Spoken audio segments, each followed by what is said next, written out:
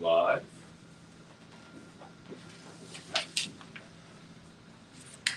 Holy cow. Yeah. I almost have no words. Beat down. Embarrassment? On homecoming, no less? Domination. I mean, some words come to mind. I mean, No, they're not positive, but there are words. I don't know why Ving Rhames and Pulp Fiction just keep.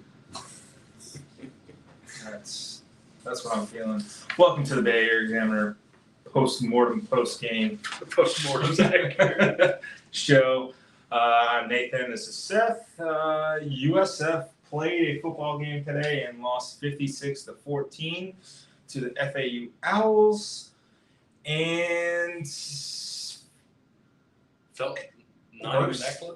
Yeah, didn't even feel that close. Bulls trailed 21-14 at the half, and then got ran out of the gym in the second half. There was a punt return for a touchdown, multiple long touchdowns, multiple explosive plays. FAU was perfect in the red zone. They fixed their third down problems. They fixed their red zone problems. Quite literally, was USF FAU's get-right game. Well, it certainly seems so. So after last week, we were kind of, for the most part, even though the defense had given up some points, it felt like they played pretty well, or not pretty well, but they played much improved. Right. For most of you going into UAB. So we were kind of the mind, hey, don't panic just yet. But this FAU offense coming into the game was pretty bad. Now, they played Illinois. They played at Clemson. They played, in a driving rainstorm last week. So maybe their numbers were deflated by that. But just even on a per-play basis, they were not very good. They came into the game with 20-yard plus plays on the season. They had, last time I checked in the game, they had 12 in this game. They may have ended up with more. So that's a big problem. And that was kind of one of our things in the preview was that FAU's defense didn't allow a lot of explosives, and FAU's offense didn't get them. USF's defense allows a lot. USF's offense gets a lot. What side is going to win? FAU's offense got a lot. And then USF still got double digits, but they could not sustain drives because I think they ended up 3 of 15 on third down. So that's going to lose you a lot of games. Also allowing FAU to go 9 of 16 on third down. They were going to get you 107th in the country on third down conversion coming into the game. 108. Oh, you sure. You gave too much credit. That was brutal to watch. There were no good things out of this game. I guess Sean Atkins continues to be the most reliable person on this offense. Yeah, I mean, he's steady. He's an excellent passer as well. But yeah, I mean, that's kind of the only bright-ish spot. I thought Naquan Wright ran well at times. But you couldn't get enough stops to where you could really try to get the run game going. There's still some issues, kind of all the little issues that kind of poked up in the game here and there, and they're able to kind of work around them. A lot of them are starting to come to a head now as people get more film. So that'll be interesting to see going forward what adjustments are made. I think people understand the weakness up the middle on the offensive line. Right. You've seen the last couple of weeks. A lot of AA gap blitzes I saw. That group get in a lot of trouble. And then I think defensively, people see that if you're not we'll talk more about this game. I think there were some other aspects, but people are seeing that if you're going to give up explosive, we'll just keep taking shots and get enough explosives to where your success rate, which was good coming into this game, won't help you, and it was not good in this game. So it's kind of a double whammy. Yeah, LeJohntay Wester was a stud himself. I think he double-digit catches, over 100 yards, caught a touchdown. And then basically everybody else also had career days. what is it? Tony Johnson? Tony Johnson, yeah, LeJohntay West, 10 catches, 123 yards. Tony Johnson, 8 catches, 131 yards. LeJohntay West also had a 67-yard punt return. Yeah, so let's see. So Kobe Lewis, 11 carries, 70 yards. Larry McCammon, 18 carries, 75 yards, both touchdowns. Michael Johnson Jr., 3 carries, 17 yards, 2 touchdowns. Daniel Richardson, who has not been good for. No, and not been, and this is something you kind of pointed out in our preview show, has been really bad against pressure. I'm going to be really interested to see what percentage of passes they got pressure on tonight. It really seems like USF was unable to get pressure. And then Richardson had these throws down the field where the ball was in the air seemingly forever. And you couldn't make a play on it. Couldn't make a play on it. You only made one. You made it once on the Tad Ward interception in the first quarter. That was it. Daniel Richardson, who is, I was walking right by him. He is definitely 5'10". I think he's listed at 205. That's Underselling him. It's maybe underselling him a little bit. He's probably pushing like 220, and he went bananas on you. 31 of 38, 382 yards, and 3 touchdowns. He also peeled off a 22-yard rush. I believe that was on 4th down or 3rd and 2. It was like 4th and 2 or something like that. That's tough to see. Also, you know, as Seth mentioned, Wester had the punt return for a touchdown. Nothing went right for this team at all. An onside kick. We were beating every phase pretty bad. We talked about in the press box. Tom Herman must hate. That's what I was coming back to. Tom Herman had an answer for whatever USF wanted to do on defense. I mean, they called the perfect play a lot. Like, they were in man beaters every time USF was in man. They were in zone beaters every time USF was in zone. It just seemed like they had the defense's number, and it was almost like they knew exactly what was coming because they called a really good game. And you saw it early. USF got a couple stops in the first half, but you could see early that they had a pretty good beat on what USF was trying to do defensively. And that kind of continued throughout the whole game. There was really no real resistance. I think it ended up over 7 yards of play for FAU. So, yeah, I mean, there's not a ton of positives. It was bad. 2 weeks in a row, really bad. Like, all the seemingly, if Discord and Twitter are any indication, a lot of the goodwill you built up has evaporated the way you've lost the last 2. Yes. Hopefully you can grab some momentum back next week before you go on the bye. And I think the bye is sorely needed. Yeah. Emphasis on sore because there's a ton of dudes with nagging injuries. Yeah. So Jason Vaughn had surgery. He's out for the year. Amaris Brown missed this week due to the concussion he sustained last week. Donovan James back. Andrew Kilfoyle dressed but didn't play. Who else? Chaffee Brown got hurt last week. He did not play. Kelly Joyner hasn't played in a couple of weeks.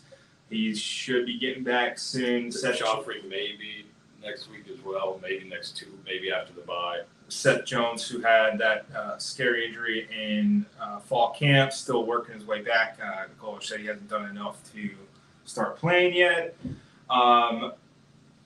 It's something's weird. Here are the second half possessions for USF football. I will tell you the plays and the results, or maybe the results and then the plays. Punt, 3 and out. Punt, 3 and out, -6 yards. Turnover on downs, 11 plays, 39 yards. Turnover on downs, 6 plays, 45 yards. Turnover on downs, 8 plays, 13 yards. Do you know how hard it is to run 8 plays and only gain 13 yards? It's difficult.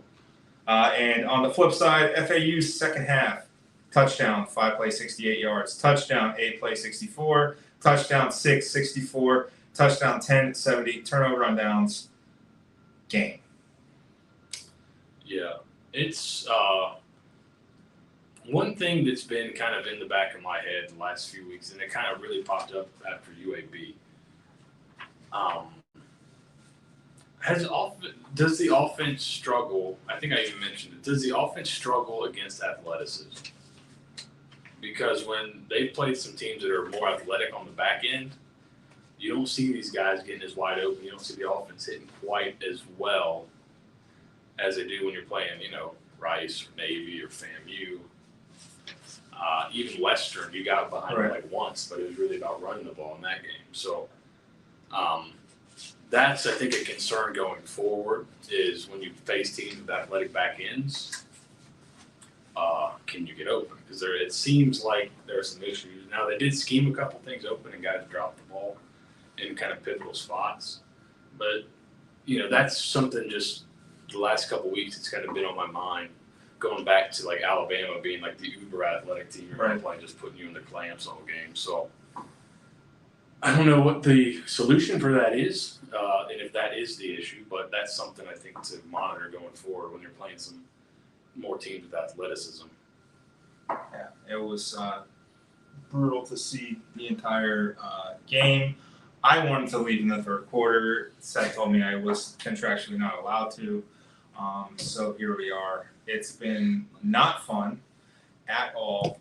Alex Coolidge, I asked him about the onside kick, and he said it is what it is. We'll get ours eventually. So yeah, he's filing that one away. I thought, just his post-game comments, he didn't seem to be shying away from the fact that they played pretty poorly, which is good. There was I know the fans really hate a catch here and drop there, we're 7 plays away. Like, it was none of that. But that doesn't really help anything. Yeah, I'm kind of, after these last 2 weeks, I'm kind of pining for a moral victory at this point. I didn't think I'd ever want one of those again, but man, a moral victory. Let us tell you about it. Let us tell you about a big L besides this game. So, airfare, pretty expensive, especially when not booked out way in advance. So the Bay Area Examiner decided, hey, win a couple games, you go to UConn, maybe that's for bowl eligibility. Probably need to be there. So we're going to be there.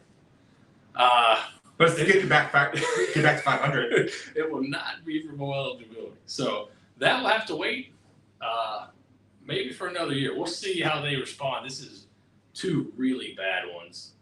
And this is kind of can you get up off the mat? You've had some early success. Now people kind of have a better feel for what you're going to do. Can you adjust or can you execute better? And if you can, I think there's still winnable games on the schedule. If you play like you had the last 2 weeks, it's going to be a long rest of the season. So, and here, the thing that I want to convey, and it's tough, this team was really bad last year. This team was really bad the year before. The team was really bad the year before that. And then those 2 previous years dating back to that fateful 2018 season, they have not been good in a very, very, very long time. But if you had told me that they would have 3 wins this early in the season already, I'd be okay with it. With the caveat being how they've lost these last 2 weeks really puts a damper on things. Yeah, the over-under was 4.5. I think you might have gone under and just like, I got to see more than you said 3 and just said, I got to see it. I thought 4 was a pretty good number. I think maybe moved to 4 when we talked about the pots. I thought 4 was a good number. And I think a lot of last year's team maybe wouldn't have won a game yet. But I don't know. This is obviously, I think you've felt really ahead of schedule 2 weeks ago. And then not only do you lose 2 to new teams in the conference. I think if it was like this and it was Memphis and SMU or something like that, back-to-back, people would be like, okay, whatever. But you're losing the teams coming up. Right. So that makes it even worse. But in reality, all your realistic goals that you had before the season are still ahead of you.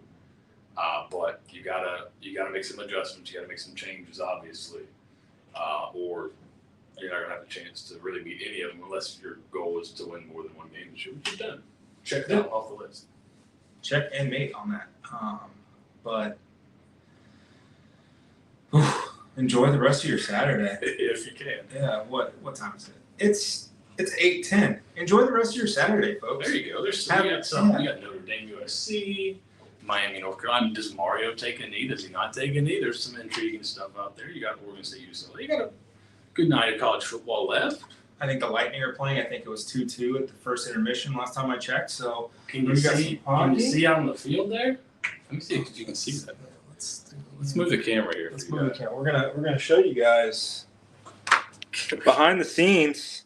I don't know if you can see, but they are putting the Bucco Bruce helmet logo out at midfield. With the old style helmet. I'm excited. They've already got the old school Bucks flags up on the pirate ship. I'm excited. But for now, boy howdy, was this terrible. Enjoy the rest of your Saturday. Enjoy your Bucco Bruce Day to all who celebrate. And have a good night. Go Bulls. Go Bulls.